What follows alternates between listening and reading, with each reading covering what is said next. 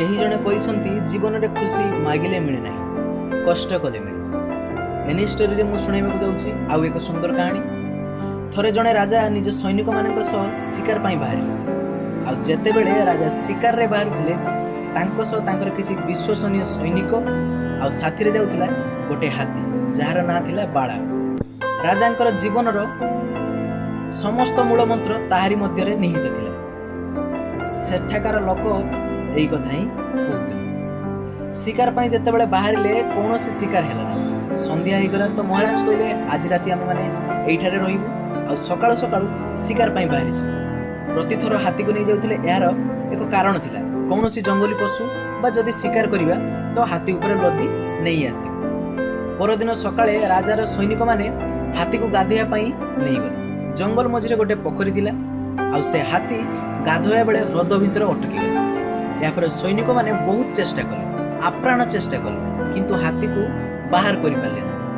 यापर सैनिक माने विचलित होई महाराज पाखक गले आ महाराज को निदर उठे कहले महाराज आम मान द्वारा गोटे भूल हो जाइए। आमे बाड़ा को गाधोया पाई नहीं जाइथिलु से ह्रदरे अटकी जाइछि आ बाहरी पारु नहीं। यापर महाराज पचारले तुमे माने सब चेष्टा करिछ? तो सैनिक माने उत्तर देले हां आमे समस्त प्रकार चेष्टा कर सारिछे। एबे कोन करिया महाराज?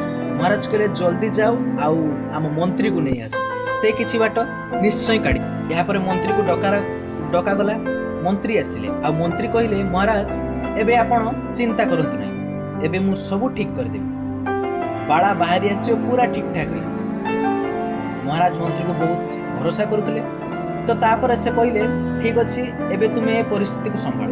तो यहाँ पर मंत्री सैनिक मान को आदेश देले कहले जाओ जाई करी रणबाजा तुरी इत्यादि आनी पोखरी चारि पाखरे एमिति प्रस्तुति कर दियो जेपरि युद्धर परिवेश भलिया देखा जी। सैनिक माने गले पोखरी चारि पाखरे रणबाजा तुरी ढोल इत्यादि आनी जोर जोर रे बजाइबाकू लागिले। आउ से हाथी जे बेहोश होई पड़िथिला थकी जाइथिला निजे निजे उठे आउ निजे बाहर को मध्य बाहरी आथिला। राजा बुझी पारला नै ह्रदरे पसि जाइथिबा हाथी बाजार शब्द शुणी किपरि बाहर को आसी। या पर महाराज पचारले कि मंत्री चमत्कार किपरि होला? तो मंत्री कहले महाराज आपणकर हाथी फिजिकली माने शारीरिक भाव में ठीक थिला ताकू केवल उत्साहर दरकार थिला जहाँ ताकू रण बाजारू सुबिला ताकू लागिला कि से युद्ध भूमि रे अछि आ आपणकू तार दरकार अछि सेति पय से दौड़ी बाहरी आसी। एई छोट कहानी हमकू बहुत बड़ बड़ कथा सिखाउछि। जीवन रे जेते पर्यंत आपण एक्साइटेड माने उत्साहित रहिबे एनर्जी आपे आपे आसी। सबुदिन जेतेबेले आपण उठिबे आपणकू लागिबा दरकार आज मु बहुत किछि करि परिबे एबे आपण कोन करिवे ता आपणक ऊपर निर्भर करे। सेति पय मु कह कर दिखाओ कुछ ऐसा कि दुनिया करना चाहे आपके जैसा।